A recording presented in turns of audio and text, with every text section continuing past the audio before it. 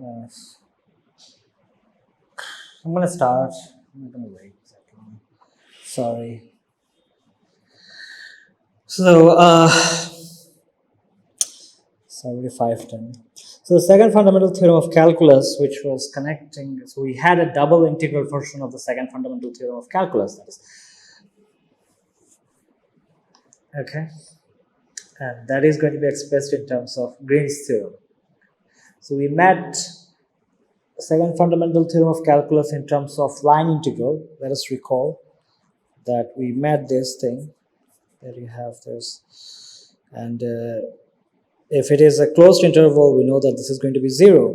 Okay, so if any vector field, if your closed integral is 0, then we said that this implies that the vector field is actually, there is some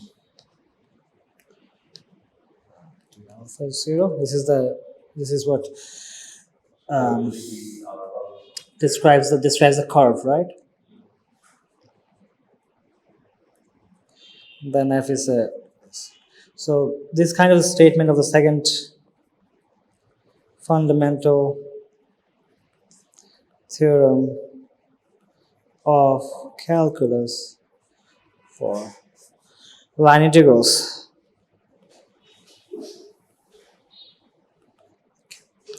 So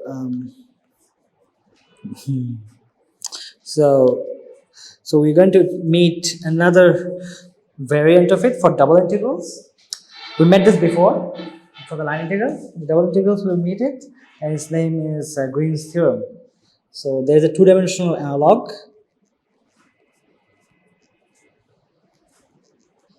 of the second fundamental. Zoom out. Or zoom in. Okay. Yeah, that's all right. Yeah. Second fundamental theorem. Okay. Oh, second fundamental theorem of calculus. Okay. That is known as Green's theorem.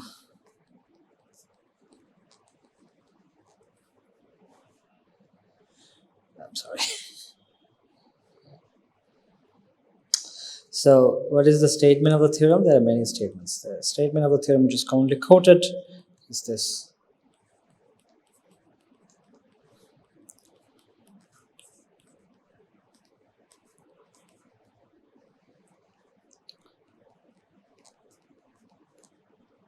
Okay. So,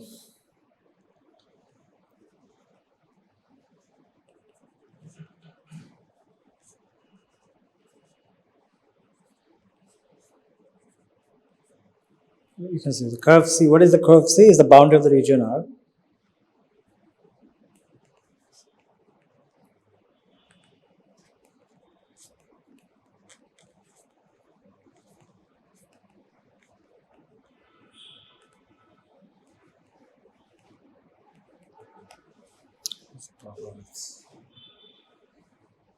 Slide.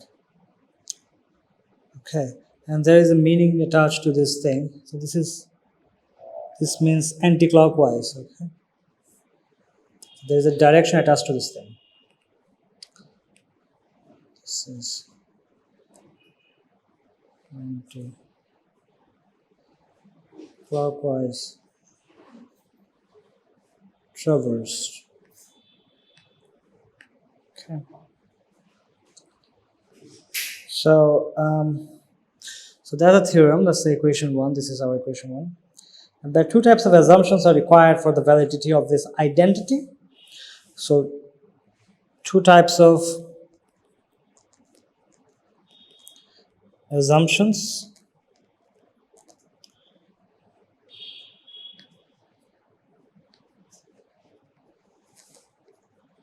are required for the validity of the identity that is expressed in equation 1. Okay. the two types. Okay, one is the existence of the integrals. That means the P and Qs are continuous and their partial derivatives are also continuous. So these properties you need to demand. Okay, that P and Q are continuously differentiable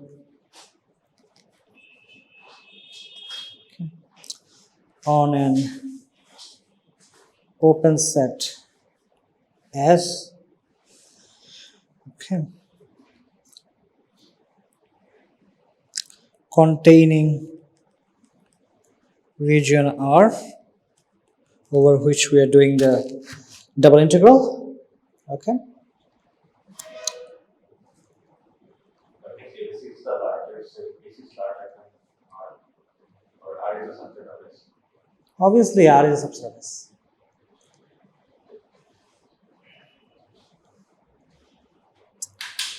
That's why the derivatives also exist on the boundaries.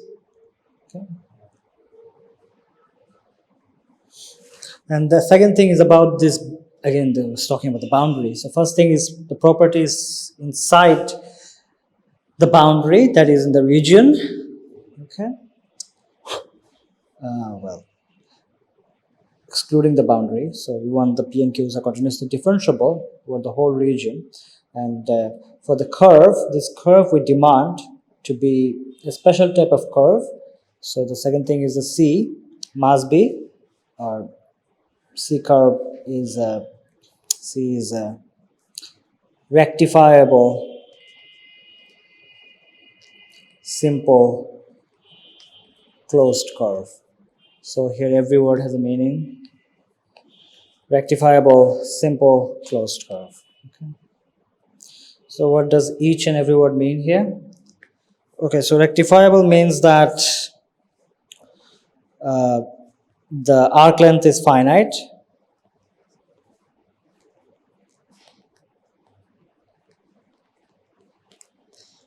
Okay, so closed curve first we have to explain before we explain simple.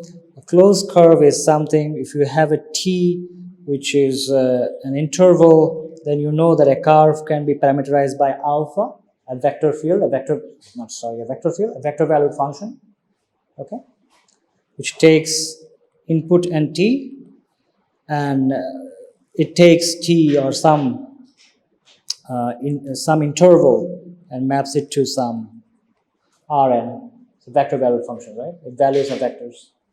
The curve, so that's how it expresses the curve parameterized by T. And yes. So in this integral sign, the reason we have this circular notion, the symbol. Is a closed. For this closed curve. Yeah, closed curve. So this indication under a closed curve. Yes, the same. Yeah, that's what it's called. Yeah. So the second condition is closed curve.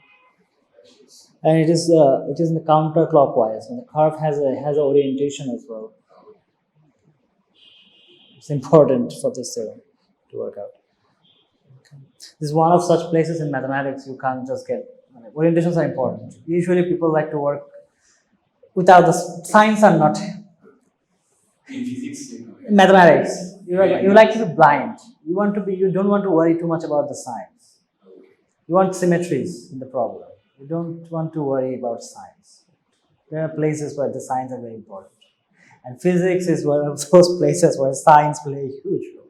But it has a consequence that is in the real life. Right? So,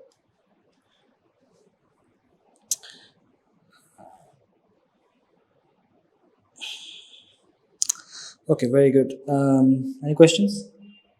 So just AB, right? T is equal to AB. Yeah, this is an interval, closed interval. AB of Q, yes. Or AB. Oh, yes. That's an AB.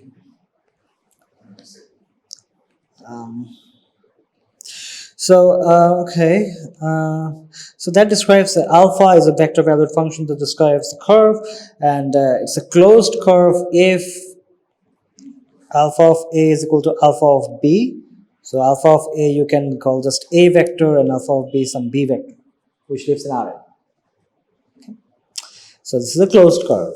Now, what is a simple closed curve is that the curve, suppose AB is, this is a simple closed curve, this is not a simple closed curve. Okay, so a simple closed curve is, so let's give a definition for simple closed curve. A closed curve, okay, such that a closed curve described by alpha by a vector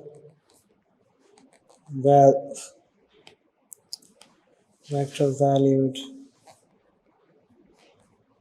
function alpha, okay, of t, such that alpha of t1 is not equal to alpha of t2 for every pair of values t1 not equal to t2 in the interval, or you can call it a half open interval AB. This is very different.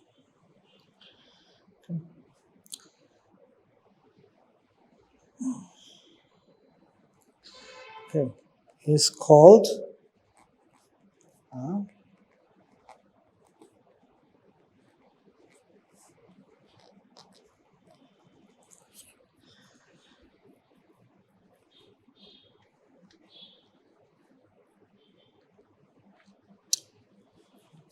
okay, the such curves is a name. It's called Jordan.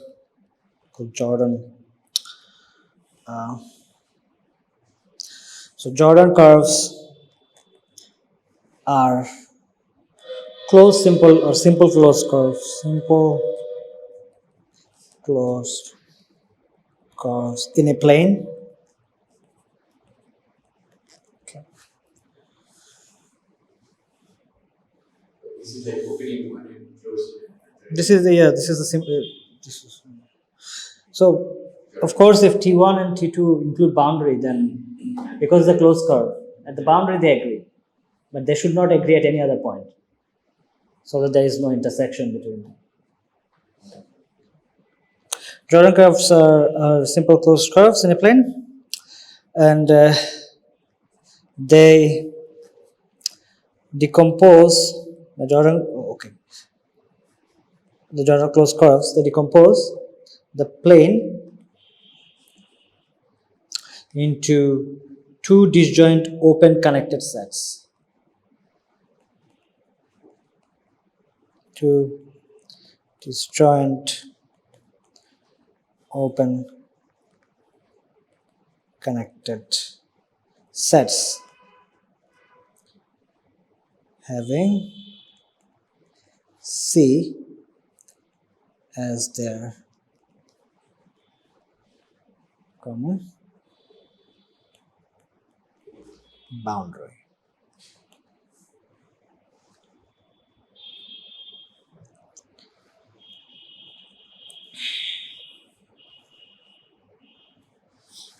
So you suppose you have a plane and you have a closed curve here. So interior is one connected set, and exterior is another connected set, right? And they are, yeah. So if you ignore C, both of them are open. This and this, both of them are open, right? Okay. So for the red region, blue is the boundary. So if you ignore C, that's an open set. Okay. And because of C, this and the outside are different. So if you ignore C, this is also open. So both of them are open connected set, because any 2 points you can join by line there. So they're both open connected set. Okay. And they are decomposed by this closed curve. Okay. So that's the property of Jordan curves.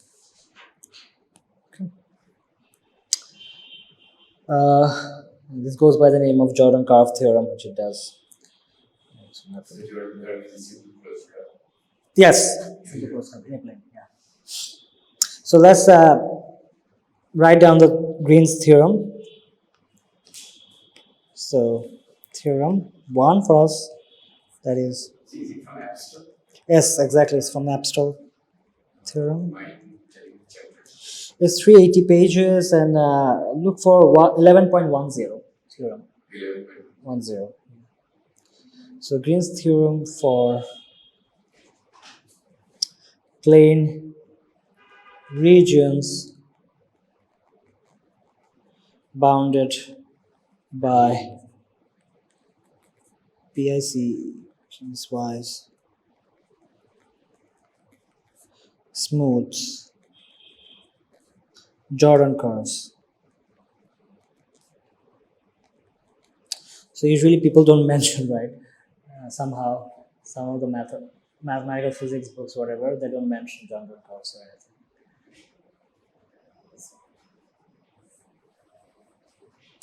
There is a difference.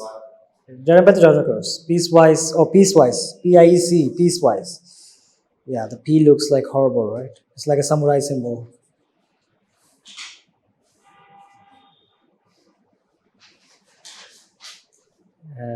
Yeah. Anyways, okay, so let P and Q be scalar fields that are, as we said, we need to impose two conditions that are continuously differentiable, okay, on an open set in S in the xy plane. Okay, let C be a piecewise smooth Jordan curve. Okay, and let R denote the union of C and its interior. Okay. Assume R is a subset of S, then we have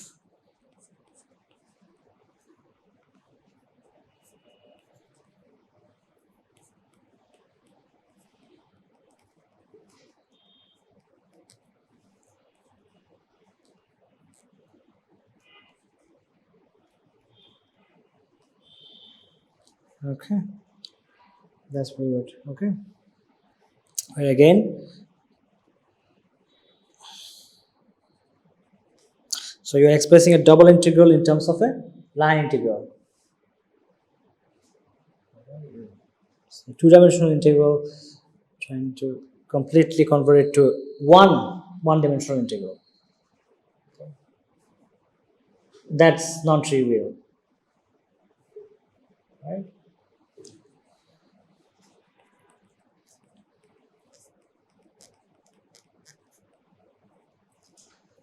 Is taken see in the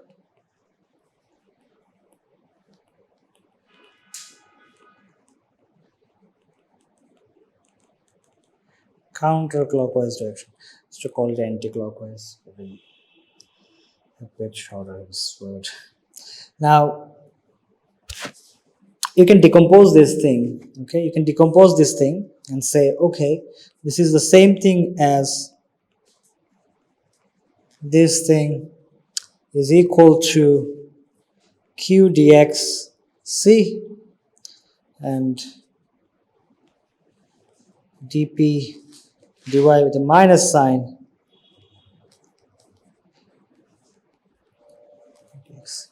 So you can say that, okay, if these two formulas are right, then you get back this formula 1 that we wrote initially. Okay. So if these two formulas are correct, then they imply 1.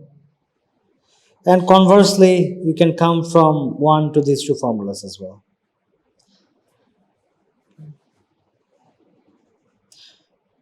Just you need to set, say, it's very easy to go from this to this because you set one of them 0. It is true in general. If you set P0, you get one identity for Qs. And if you set Q0, you get another identity for P.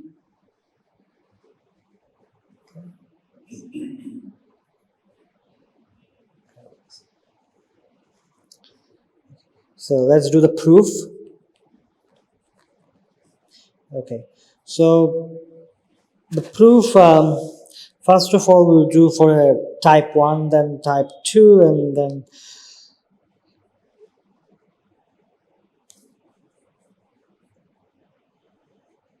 we can later talk about proof in the more general sense.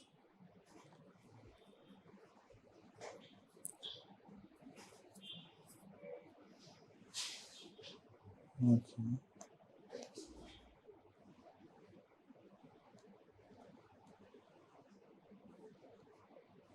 So should yeah. So must be, should be maybe.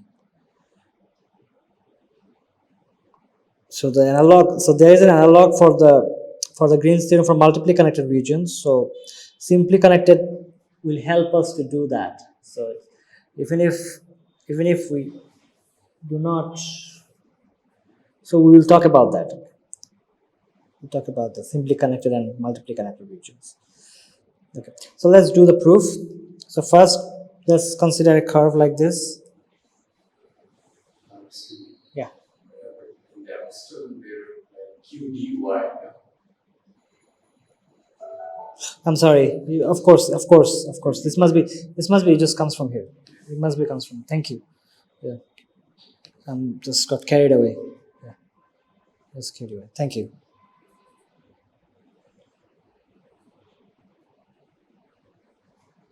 So right. So what you have a region like that. Oh God, come on.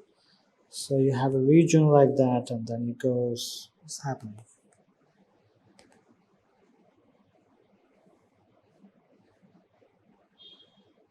So you have a region like this. So you go it through this way. You have to go through anti-clockwise, so you have to specifically show the directions, right? Okay. And then you have a C1 here, you have a C2 here, okay? And C1 is where, so y is a function of x, and C2 is where y is equal to g of x or something like that. Okay? I'm sorry?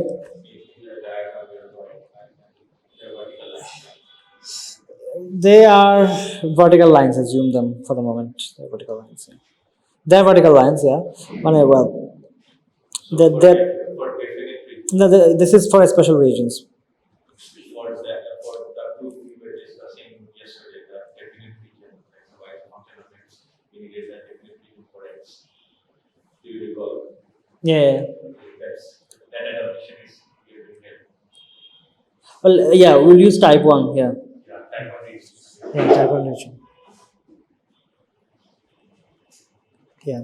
So let's go through this and see all the other bits, general cases, how do we get to them. So first prove it for this kind of region, and let's see how can we generalize a bit more for other regions.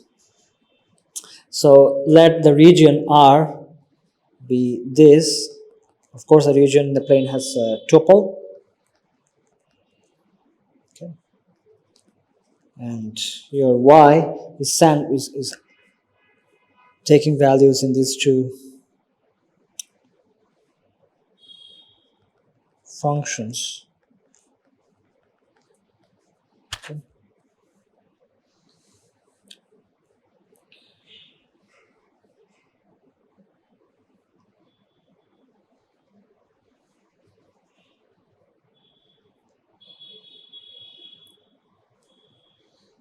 bounded by the values of these two functions. Y is bounded by the values of these two functions, and x is bounded by the interval AB. Okay. So if such a region, if we write it like this, then it's a type 1 region, right? That's why this is a proof for the special region for the moment. So proof, let's consider a special region first. Okay, so this region is, okay, this region is of type 1 that we mentioned for the double integrals.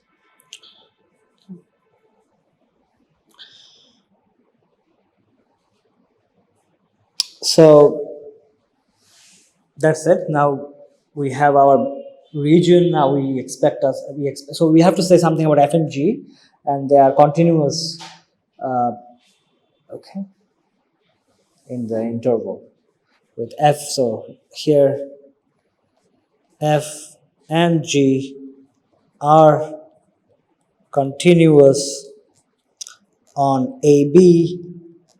Okay, they're continuous on AB, and with f is less equal g. Okay. So you see the boundary is actually, if the total boundary is C, it has 4 parts. Okay, 2 vertical segments and 2 arcs, C1 and C2, described by 2 functions, right? Graphs of 2 functions. So we have to evaluate this thing. Okay. So it's type 1. Type 1 means this thing. This region is of type 1. So This is okay. We'll see what it means by type 2. Type 2 means you just do this in this segment. So you have a curve here, you have a curve here, these are like fixed. this type 1. Yeah, the horizontal lines are C and D, so type 2. This is type 2. Type 2. Yeah. So let me just not write the wiggly lines there. You have a curve here, and these are bound. There are 4 boundaries, but the curves are now oriented this way. And this is type 2.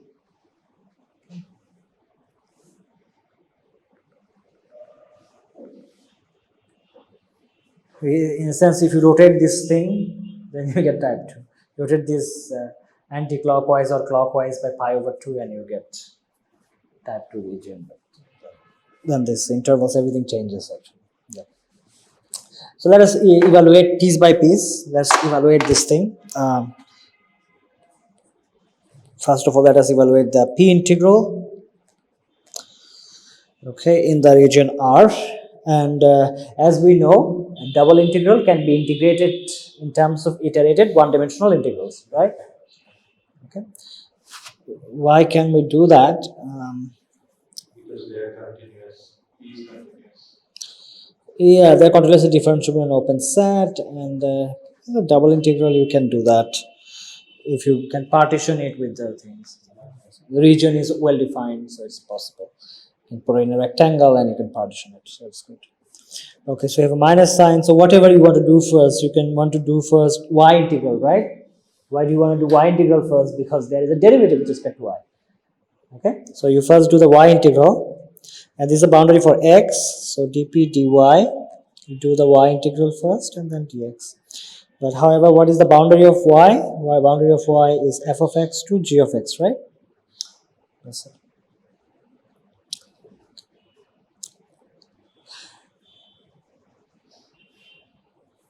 Now you can do this thing, you can switch using the property of definite integrals. You can switch the limits and you have, it's good. Now let's call this equation x. Now consider this thing p dx. Consider this thing. As you can say, let's evaluate this thing. Now, of course, this decomposes into these two. Do we see this? Can you see this from the figure that p dx over a curve, full curve. The curve C actually has this full closed curve, right? So it breaks up into these two integrals. There is a property. There's no property. Line integral property. Well, you can say that property, but okay. You showed us this property. It's not a proper. It's not case. In this case, it's not even a. It's not even a property here. I mean, it's just line integral. Line integral with respect to x. Check it for x and see why it's true. Why the line integrals for the vertical lines are 0? Because they are vertical lines. X is not changing. You are doing integration with respect to x. So this is 0, right? Over the line, you have 2 points. Of course, it's a line segment. That's why it's 0. We can say that P is the same. P, yes.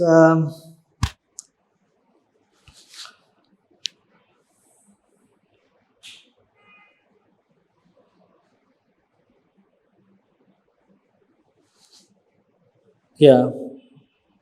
C1, C2. Yeah, it's only in terms of C1 and C2. No. I'm sorry, C1, C2. Yeah, there is C1, C2. Yeah.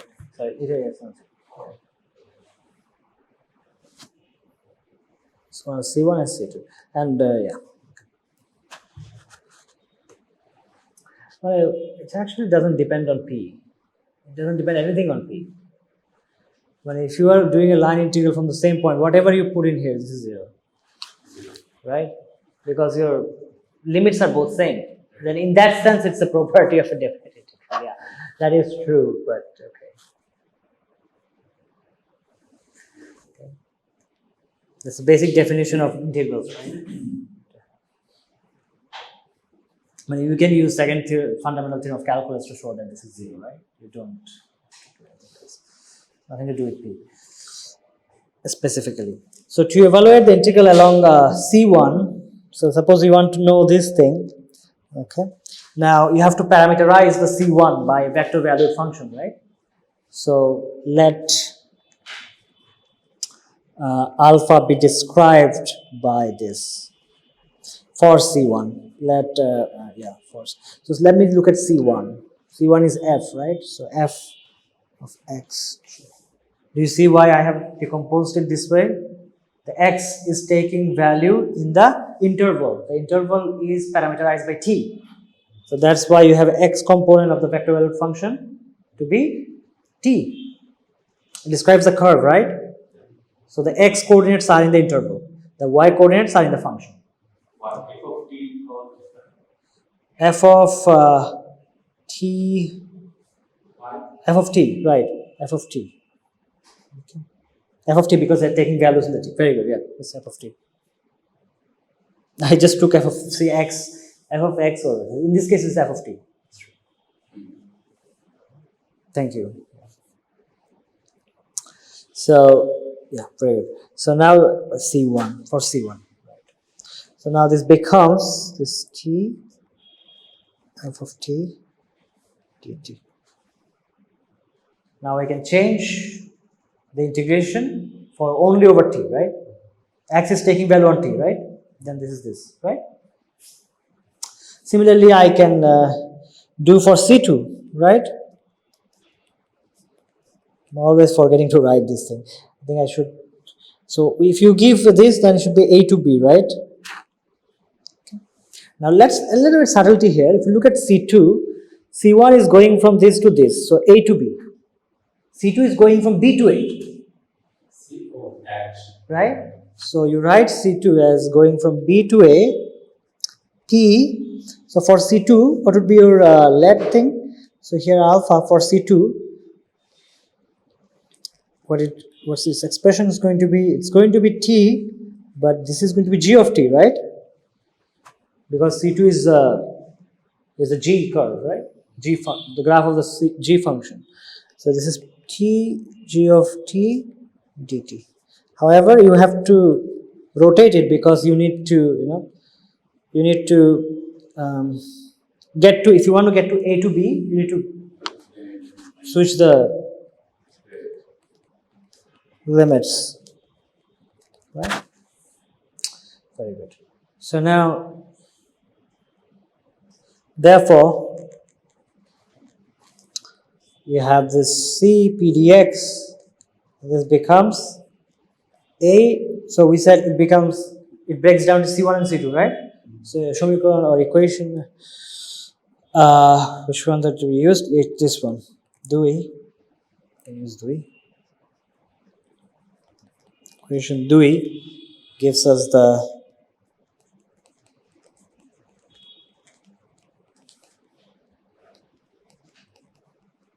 oops.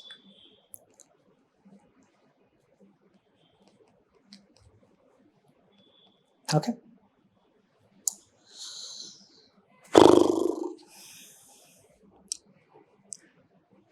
Now compare this with equation X.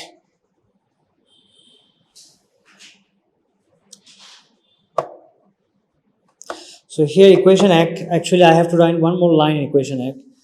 I could have written it a bit more. I can expand this thing. So I have A to B. I can actually break this. I can do this integration, right? Because I have a derivative and I have an integration. So I can do this integration. And this will be x of f of x because it's the upper limit, right? dy dx minus a to b px g of x dy. Well, I'm sorry, dx of it. dy dx. I'm sorry. dx minus f of dx, right? Yeah. Okay. So you just compare this and this, and you see, okay, this actually is correct. Okay. Scroll up, yeah. Shadow put this here. Scroll up here. Which one part should I see? This is show me color. This is should be right. So compare this with equation X, or comparing this with equation X, we get what we wanted to prove for this case.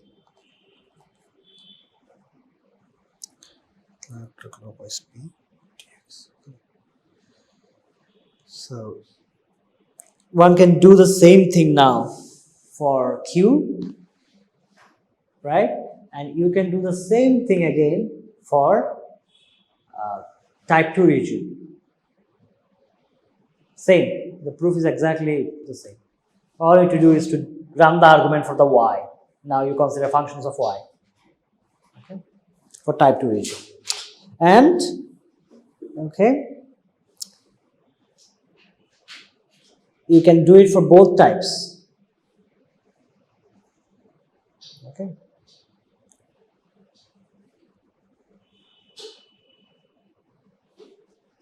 So how do you do that? So consider a more general type of region like this. So consider region like this.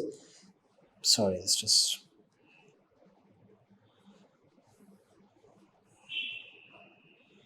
there's a way to rectify this thing, however, but For Q, I think that, yeah, I'm sorry. for the Q term. For the Q term? Yeah. Yeah, you do type 2. Yeah, because we integrate that with respect to x first, right?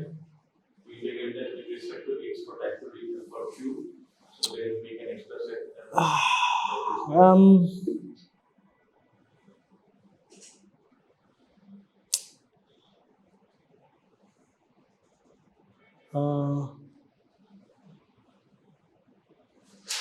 Right.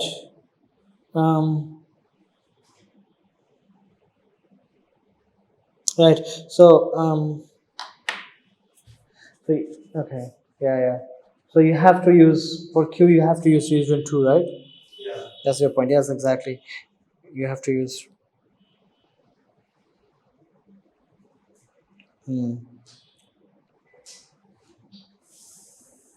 Does it make sense? Why?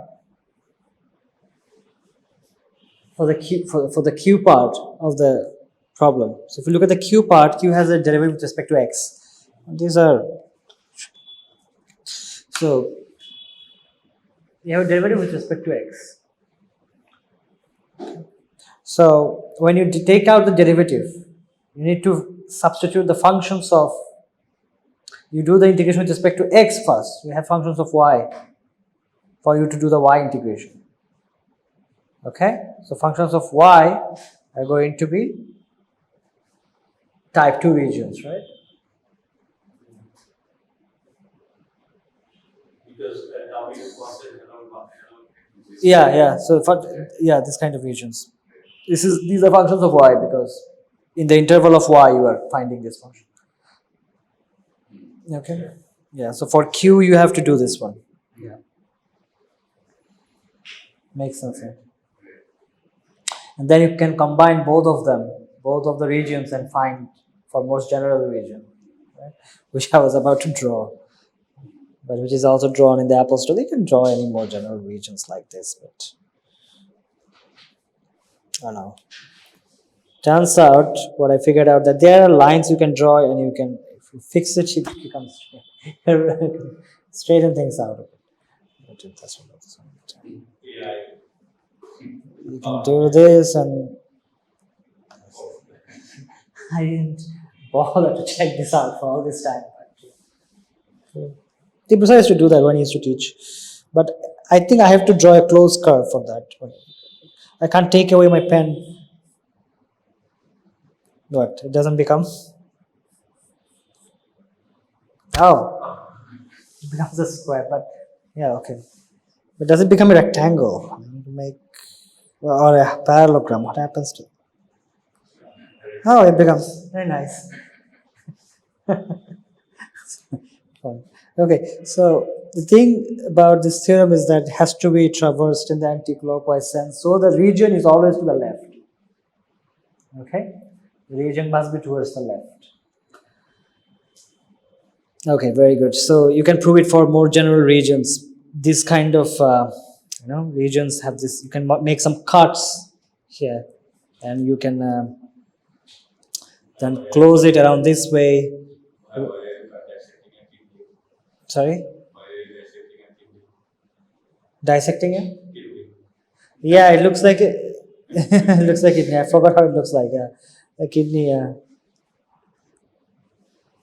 it goes the other way. Then you can go this.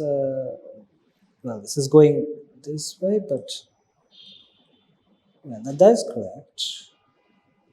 So you go that way, and then right, but you have to go up that way. This goes up in that way, and then if it goes this way, then it must go this way. Okay, so therefore these contributions cancel. So these cuts that we made, these do not exist. The curve is the blue region. So this, okay, so let me erase these parts. These do not exist, okay? These cuts, I make those cuts. Now you see that how to do these things. You make some imaginary cuts. You have any arbitrary regions, and then you can decompose it into those things, okay?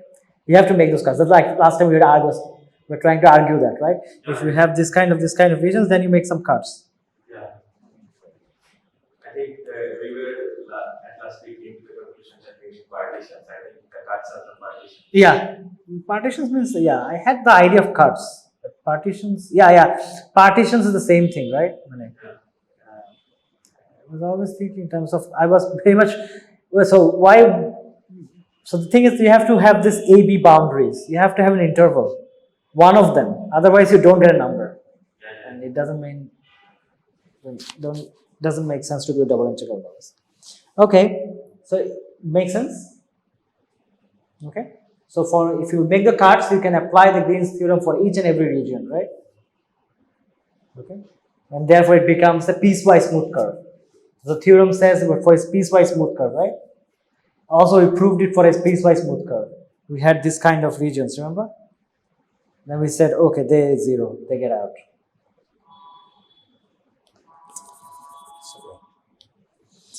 Okay, very good. Any questions? So, an application, let's look at some of the examples. So let's look at example 1. That is compute the work done by the force field Fxy, this is vector field, force field, and you have some components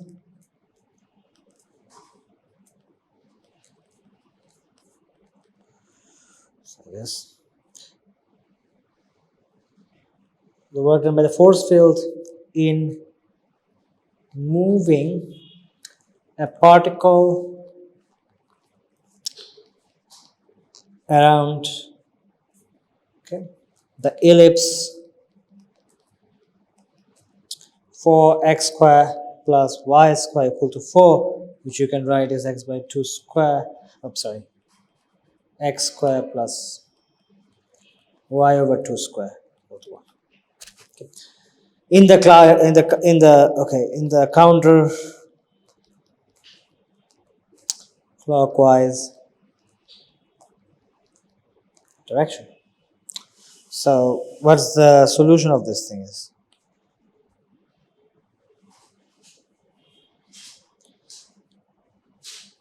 So your work, so what is the definition of work? So you want to calculate the work done, and you want to compute this vector field around an ellipse, basically. Okay, an ellipse is your vector valued function. You have to describe the ellipse in terms of vector valued function, right? Okay, so that's how your curve is. Okay, now it's a closed curve, right? Now the definition of work is the dot product. It's a line integral, right? Force times ds, right? So here ds would be in the ellipse, using the physics as arc length idea, right? Or it's in the mathematics as well. We skipped that in the last chapter, line integral, so you can just have a look, and arc length can be defined, and you can define work in terms of the line integral. Okay? But it is intuitively clear. It's nothing more there than just writing it down formally. So this must be this, right? Okay. Where P and Q's are your force field components. Where P is equal to F component of F in the X direction, or X component, and Q is the Y component of the force field. Okay? Do not confuse with the derivative fx. Okay? So you can compute dp dx, dp dy, sorry. dp dy, what is dp dy? That will be 2, right? So let me just check this. This is x. Let me just not call it x square.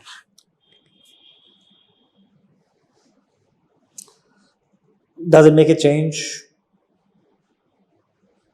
It makes life simpler for me. It makes life simpler for me. Then I can. I think it should be 1. Sorry. Yeah. Actually, I don't. Actually, I could. Yeah, I think I can do it this way. I can have anything, right? It's a Q. So, oh no, I can't do that one. However, I can do this one. Yeah, which one was the question? The question was that you need the requirement that the velocity of the force field to be 0. Why? Nah? Why? I'm just asking you to compute work done, nothing else. Why? Right, like say, we are dividing the force field to the force. We don't need the required. Why did you want that? Force field doesn't have to be conservative. That's the condition. I'm not talking anything about gradient here. Why would you want that?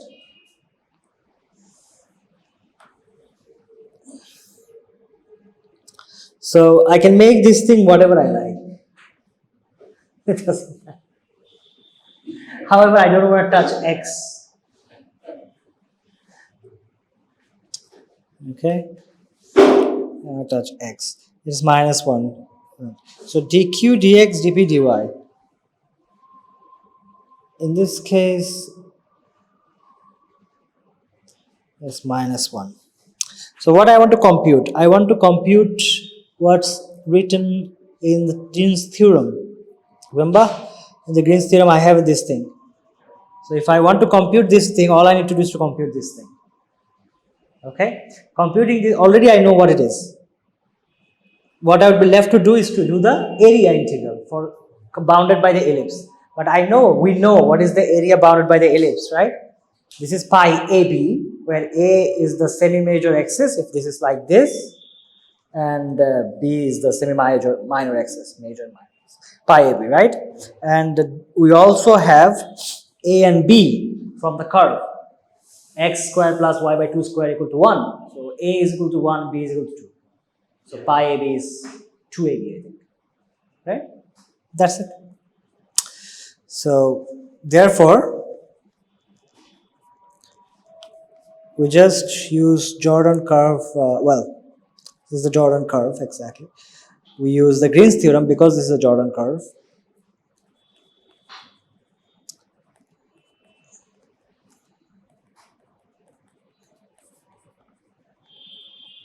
Right? And then you have 1, it's a minus 1 dx dy of the region. But this is an ellipse, area bounded by ellipse. And that thing can be easily computed, which is pi AB, where A is equal to, so if I compare this with x over a square plus y over v square equal to 1, then I know a equal to 1 and b equal to 2. Therefore, the answer is minus 4 pi. Okay. Okay. Where did you get a equal to 1?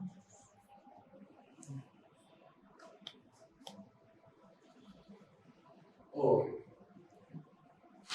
okay. Okay, it's a very simple one. Let's do another example. Let's one more example. Area expressed as line integral.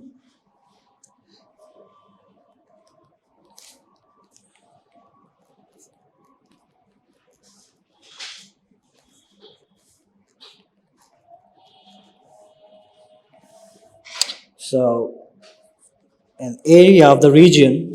So it's in the plane. The region of the plane. It's a double integrals, right? So it's what we are computing. Sorry, I got a question. Yeah. If we have, like, say, not a simple curve, then can we use can we use the Green's theorem for the two different regions? Yes. We'll come to that. Yeah. I was thinking, like, can we do it?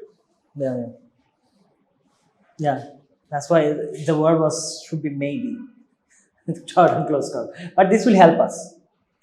When you know for a special region, you can prove it for that, then you can use it to prove for more general regions.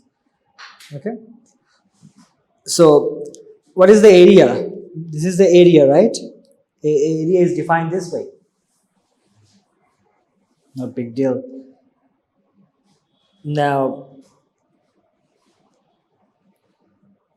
I can write this way.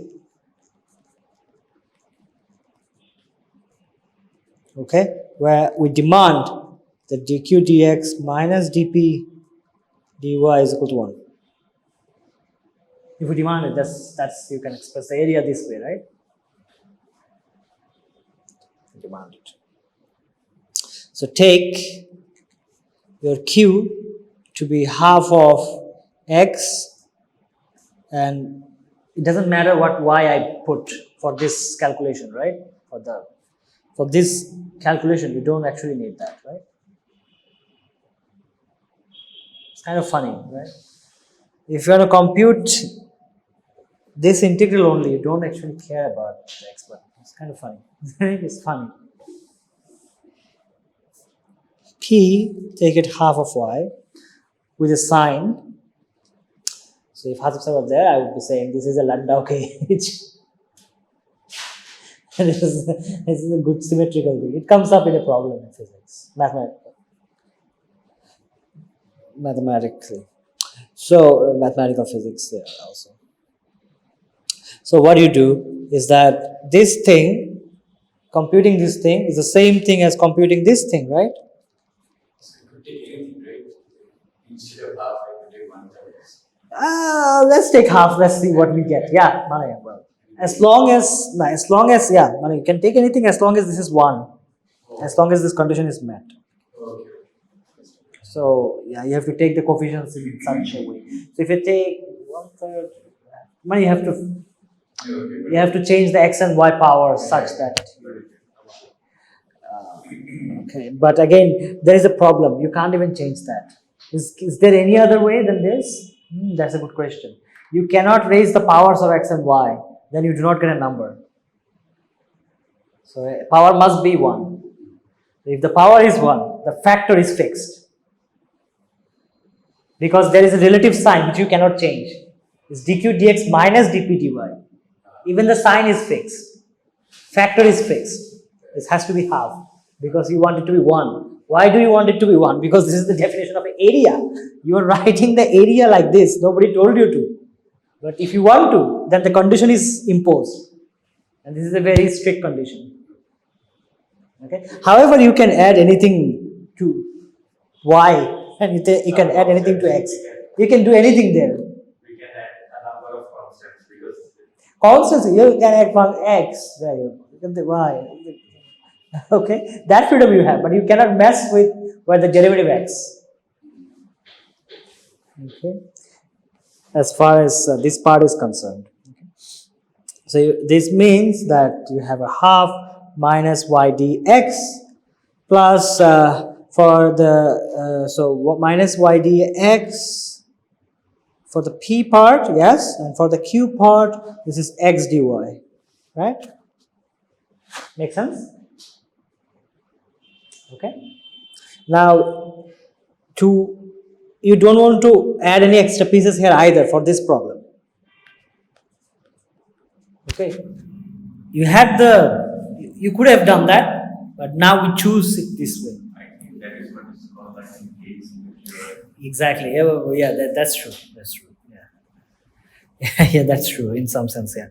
So we are keeping things simple here to get something interesting out of it. Okay. Okay, so if the boundary curve, when I said you can add many things, you cannot add just square root of x, for example. You have to look at the differentiability as well, so that you do not mess up those things. So these are a few more things you have to be careful about. Anyways, if the boundary is described by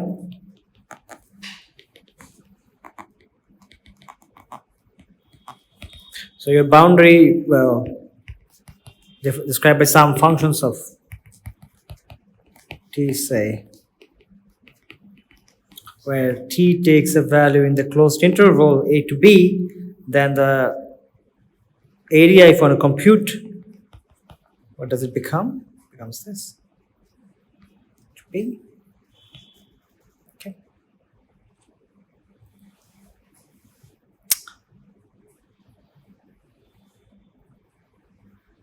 So dx dy is in the boundary, right?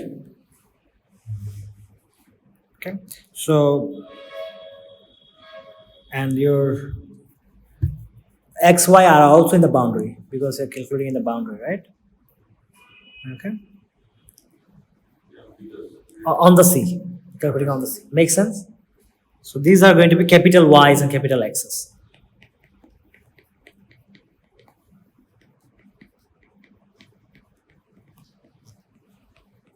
Okay. And then this becomes, you look at this, what does it make you feel like? I think you take action. They make you feel like it's a determinant. They make you feel like it's a determinant. So if this is your x and y, then x prime, makes sense?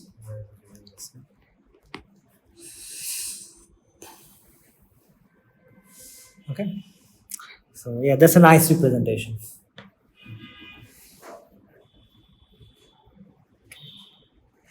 Now, and necessary and sufficient condition for a two-dimensional vector field to be a gradient. A very important topic.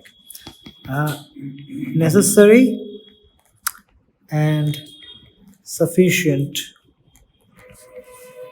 condition for a two-dimensional vector field to be a gradient. Now,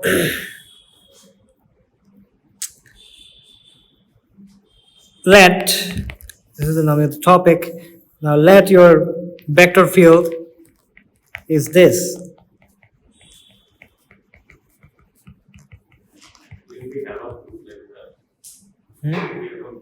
Yeah, we will see that in terms of Green's theorem as well. So you have a vector field this way, right? Okay. And you assume that it is continuously differentiable on an open set.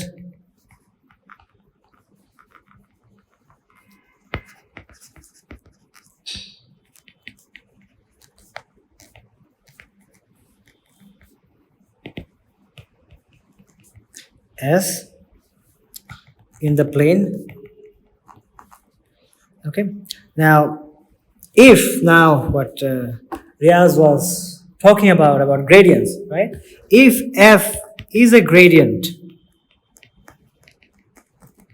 okay, then we must have dp dy is equal to dq dx. Can you see that? So if f is a gradient, its closed curve integral must be 0, right? Must be 0, right? And you're looking at this expression, you know that this is nothing but saying that p dx plus q dy equal to 0. By Green's theorem, this means that minus dp dy plus q dx dy must be 0. So if this is 0, the integrand must be 0. Okay, therefore you get this. Okay. So this is a necessary condition. CE double SY. Necessary. So this is a necessary condition. However, this is not sufficient. Why? Yeah, why is not sufficient? You can find an example like this. The sufficient part happens to tell us something very important about the geometry of the space. Okay. So you can find that we have shown it, right? That if you compute this, you would find it 0. But however, this is not a gradient because it blows up here. Okay, you cannot just go ahead and so even if dp dy and dq dx is match, they don't mean that you have a gradient. Okay, therefore it's necessary but not a sufficient condition. So the problem here is this region where it blows up. Okay, we'll see what I mean by that.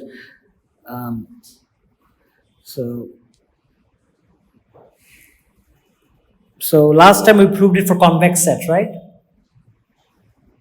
Okay, for convex sets we proved that it's necessary and sufficient.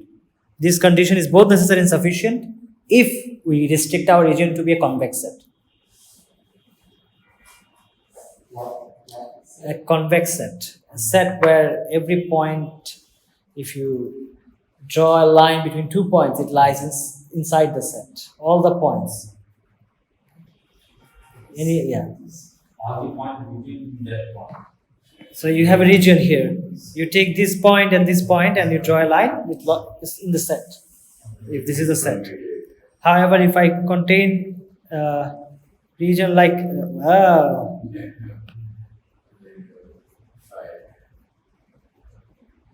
this is also a convex set. Okay, come on. Yeah. So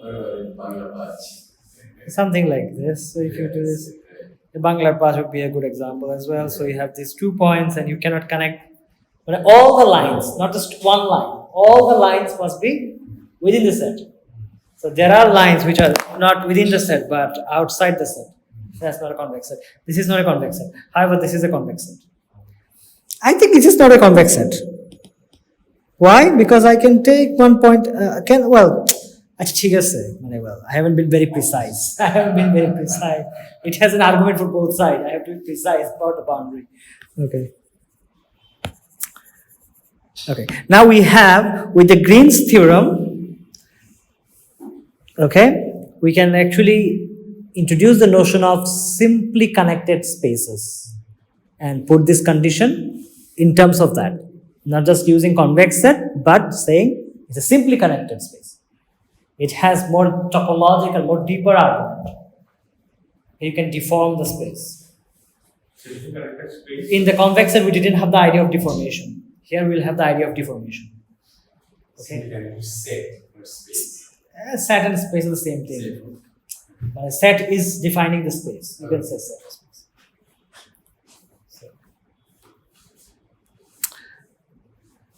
Okay, so definition. Simply, one question.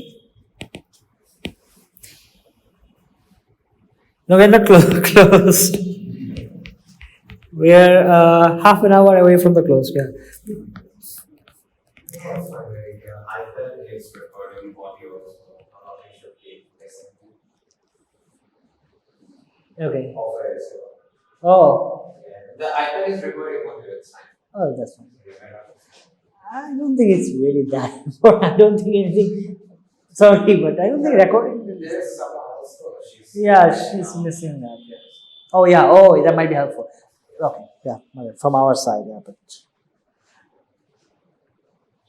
I don't think anybody watches lecture videos times. Well, I watch two plus if I need something. Anyways, let S be the benefit of a class that you have a lot of discussions and you can learn it from a book, right? When you get focused on the thing and you just talk about every possible directions that you can tweak it around. That's the And the whole point of learning is that you just don't want to memorize stuff. You want to use it. You want to really appreciate it deeply, right? That's the whole point. You believe it or not, you have to live with intuition. There is no way. Mathematics or what? You have to. Otherwise, how do you? Always, if you go for 1,000-page proof, you don't go through them. You keep it in your head. This happens, this happens. That's a different type of intuition, maybe, right? There is a proof by Barton Russell, 150 pages, which is 2 plus 2 equal to 4. It's easy to be said, but there are logically establishing these things require a lot of mathematics. It's not very easy. In everyday work, what we make things easy. You see, a mathematician says, Barry Mazur, he's a great mathematician. He works in various fields, okay, algebraic knot theory, etc. So he says to his granddaughter that, okay, so you have 3 horses. She's a child playing with little horses or little houses. So you have 3 horses. So how many of them there are? 1, 2, 3. 3 horses. Well, you got to name 3. And there are how many? 1, 2, 3 houses. So the number, there is the equivalence between them. We call them isomorphic, as I said, 1 to 1. Then you generalize this not just for horses and houses, but any other things that you can count 1, 2, 3. Now he says this is a big leap from just going from 2 sets to generalize it as a concept of the word 3. Okay? For a general person, this looks very dumb. For a general person, this looks very dumb because we do 3 key. What the hell is 3? We're saying, but mathematically, if you want to do 3, if you appreciate that 3, the way Barry Mazur does, in mathematics, integers play a big role. Integers are very important. They play a big role. In quantum mechanics, they play a big role. Okay, topologically, you come to the Z in a topological argument for a particular topological space. You compute something and you find 3. It cannot be 4, it cannot be 5, it has to be 3, suppose. But that's just not any other arbitrary number. So let's come back. Let's S be an open connected B, an open connected set in the plane. I think classes are for inspiration. If there is anything to be, if there is any reason for the classes to be, it's more inspiration than the material we cover. Then F is called simply connected if for every Jordan curve C which lies in S, the inner region of C is also a subset of S.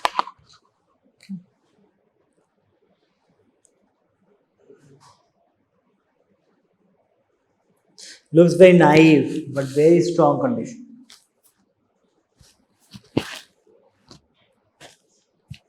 Okay, a counter example will be this. For a simple case, this looks very simple, right? This is a simply connected region. Suppose I have an annulus. Okay, let me use this trick to draw a nice annulus. Come on, yeah. I want to make it, I think I should be able to shift this thing as well. Oh, very good. So nice. Satisfying. Spherical shapes are not just aesthetically satisfying, they are also most economical, mathematically speaking. That's why planets are spherical. And hexagon is the most optimized shape. Hexagon is the most optimized shape. In 2D. Hexagon? Or? Yeah, in 2D. That is the most optimized shape. Yeah, the honeycomb. That is why you have honeycomb.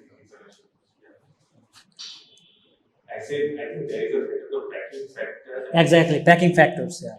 Hexagon are very Closely packed, how densely you can pack things. Yeah, there's a sphere packing problem. So this year, Marina Vyazovska, she was awarded the Fields Medal to solve this sphere packing problem in 8 and 24 dimensions.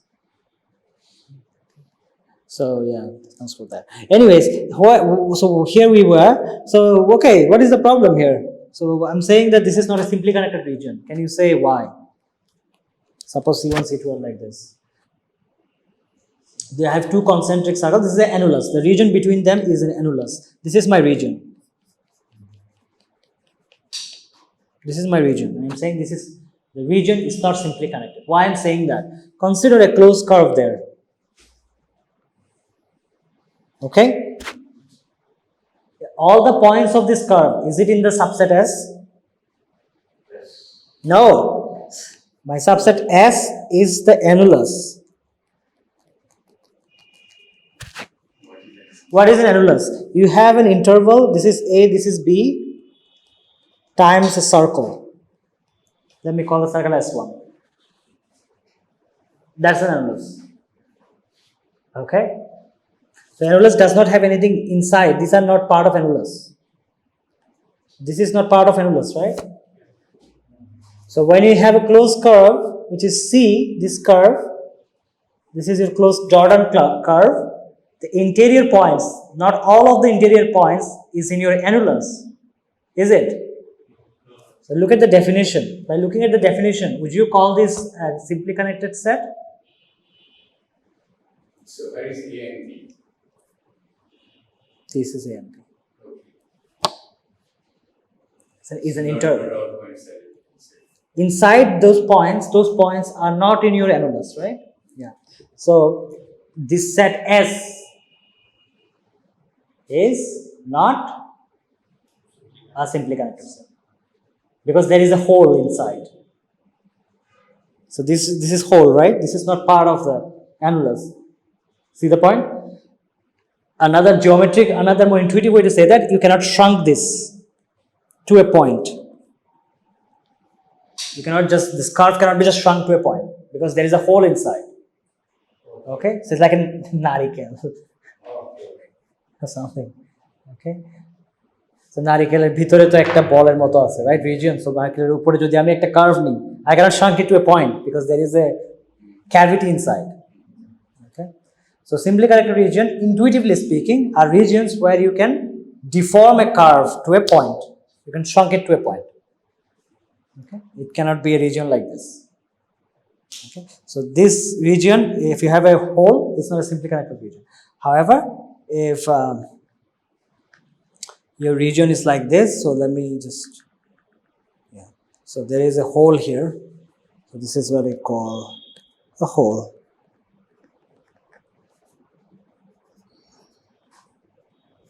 S is the area between C1 and C2, right? I'm sorry? And the S is the area between C1 and C2. S is the annulus. Yeah. It's a region. Yes. You don't call this area, call it region. Area means a quantity. You're right. Yeah. We call this a region. Okay.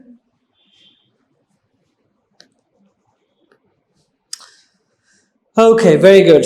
So you cannot have holes, and then that's the most intuitive way to understand this. And there is a theorem, and this theorem I'm not going to prove. I'm going to just ask you to go ahead and check this. It's theorem 11.11 in Abstol. For today, the theorem would be what? 2 or 3? How many theorems do we use? Second theorem, right? And Abstol, this is theorem 11.11. Very nice symmetry. So let f pxy I and qxy j be a vector field, be a continuously differentiable vector field, okay, on an open simply connected set, or simply connected set S in the plane. Then f is a gradient if and only if we have dp dy equal to dq dx everywhere on S. You see, yes, how we have this thing now? It's more generalized, right? In the last line integral situation, we proved it for convex sets where the closed line integral being 0 means it's a gradient in the convex set. Okay? But however, now we are saying that, okay, we have more freedom, we can explore more, we can have the notion of simply connected set, and we can just use this for necessary and sufficient condition. Okay?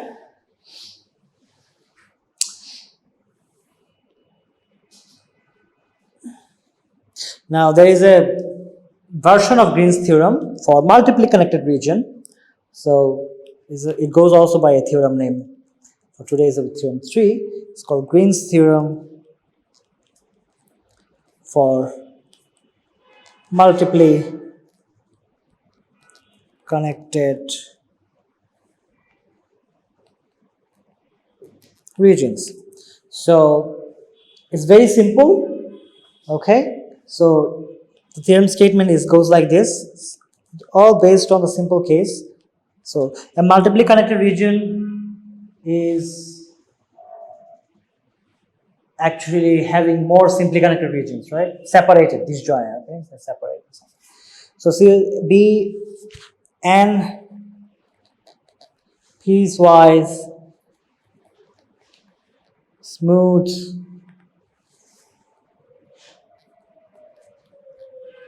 Jordan curve having the following properties. What are they? Well, no two Ci and Cj, so I can just put it like this. Ci, so what is this? Ci intersection Cj is equal to empty set. Another property is that for any j, Cj is contained or lies in C1. Another property is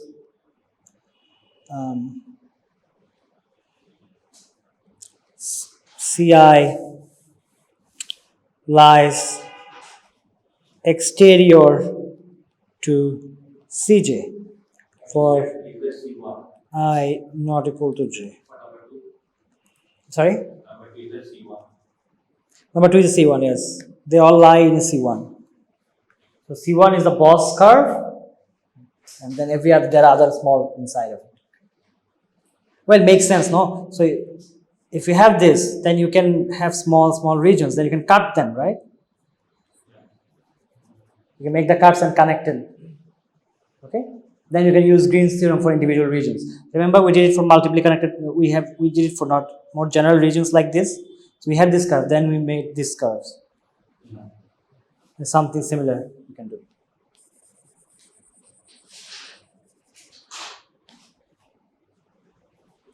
For any ij with I not equals to j. Make sense? Okay. So let R denote the region, okay, which is it's good to draw a diagram. And so what is a multiply connected region? So this is the diagram which you should be thinking of, like this. So this is C1, say this is C2, this is C3. So this is a multiply connected region. Okay. Now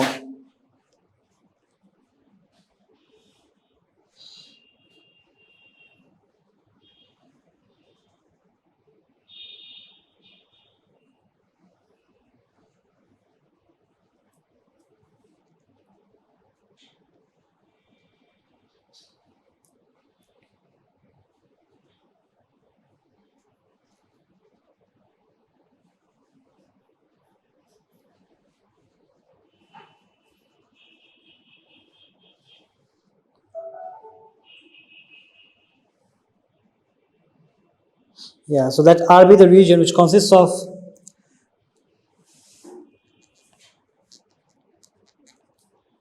C1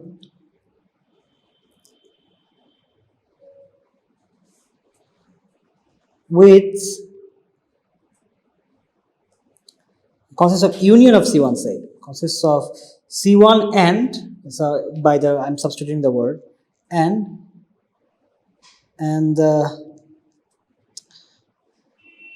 the region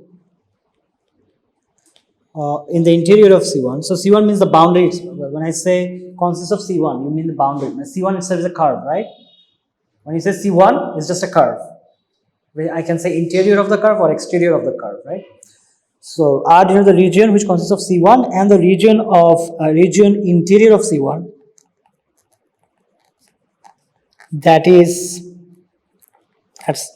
not the interior of Cj for any j. Means these are excluded. Inside of these blobs, these are excluded. You can see why they are excluded. Because they are the reason my region is not simply connected. Okay, I cannot use Green's theorem, right? Make sense?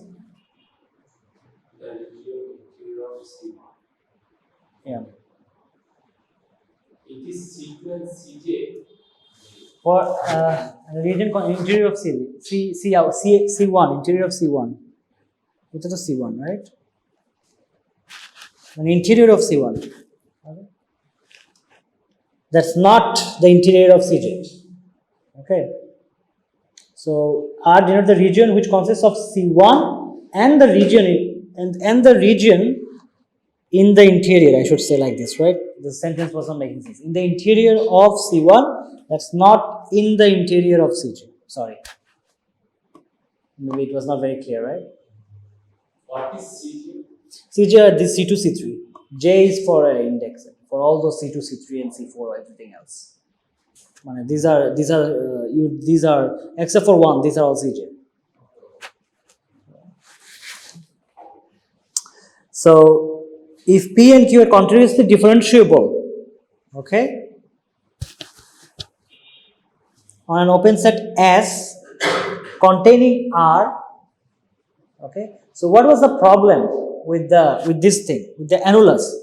The annulus, the problem was that this is my S. Okay, here we are going to consider the S from the R, which already excludes these regions. Does it make sense? Okay. My R, so let me draw the R. Can you use the laser pointer? Laser pointer, I could also do that, but probably this would be better. Well, how do I do this thing? Okay, so this, okay, this is my region. Yes. Can you see what is left out? Just you will see Huh? Well, I should use a different color, right? These are left out. Oh, sorry, I got too big. These are left out. This looks a nice picture. Okay, let us keep it. It might remind us some fun things. Visualization. It's a nice picture subject. Anyways, so just go ahead and apply now. So take as a subset of R. So your R is this greenish region. Okay, and you take a subset S of that R, and you demand that P and Q are continuously differentiable in R. You demand it. Okay, then you can just go ahead and compute this thing, which is the right side of the Green's theorem, the Green's identity, I should say in this case, which was this plus Q dy, which now in this case would be C1 minus all these other pieces, Ck P dx plus Q dy. Does it intuitively make sense why this is a minus sign? Because you make these cuts, and you will go in the other way. When you make the cuts, you go the other way around, right? So you are traversing in this way, then you make the cut and you go the other way, right? So they contribute negatively. That's why all these blobs will give you a negative contribution. That's why they come with a negative sign. The whole region is simply connected, right? So you can go ahead and apply Green's theorem. Now we end up getting a result which is for a multiply connected region.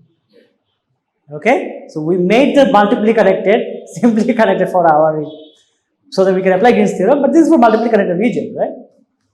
Okay, so that proof is intuitive and I'm not going into that, but you can see how it works, right? It's in the Abstract as well. It's beautiful, and this kind of argument gives you another powerful result. Another powerful result. So this is, I also refer you to the book of Abstract. I'm going to mention the result though. It's such a powerful result. Usually people mention without the proof, but because we have a proof, and proof is a two-line proof.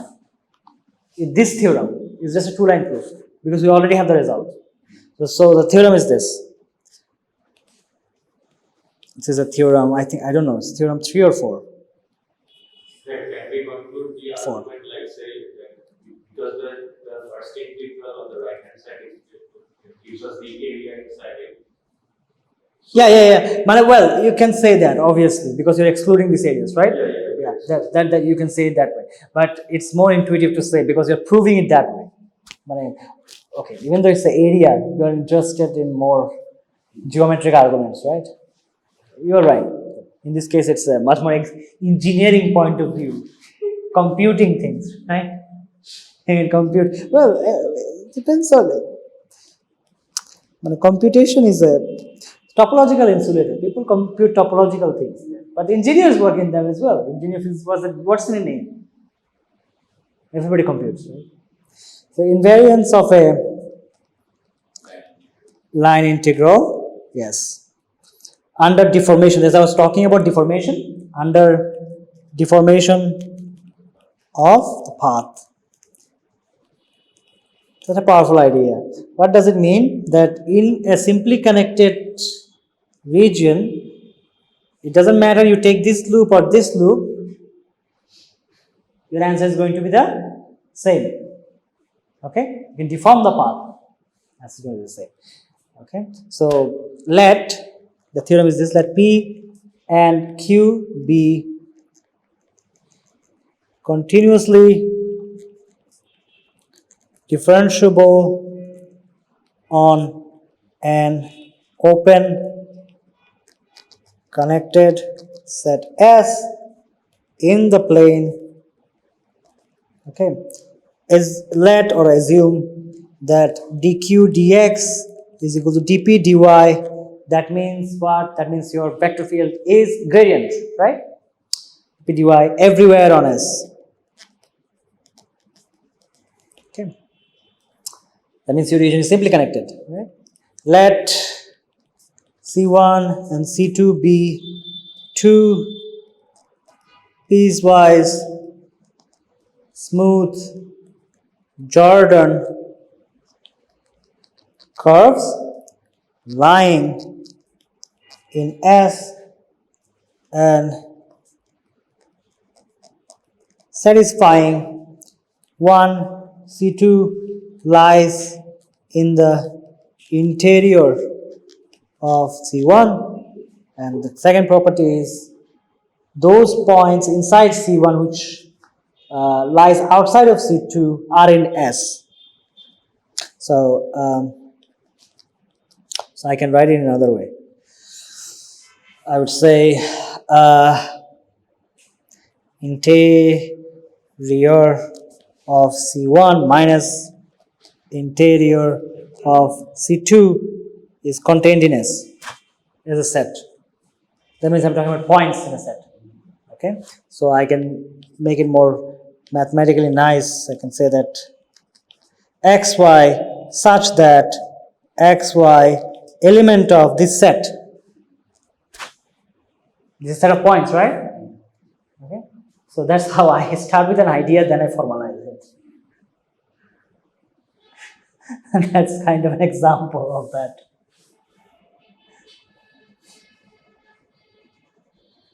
Okay,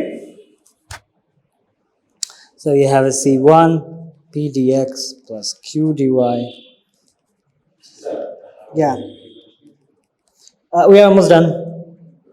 Almost done. Yeah,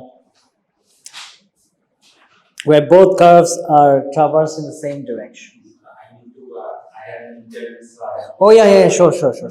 Yeah, that's it. And that's it. Yeah. Okay, done. So this follows directly from what the fact. Just look at this.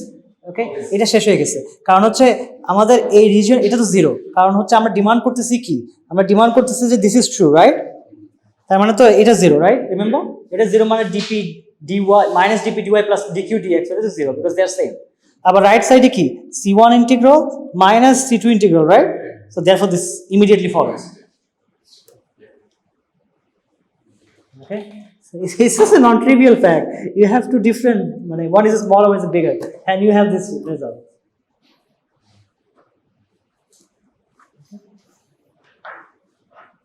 So we couldn't do change of variables today, but next class we will do on Tuesday, and hope to cover it by this week. We will require the Friday as well.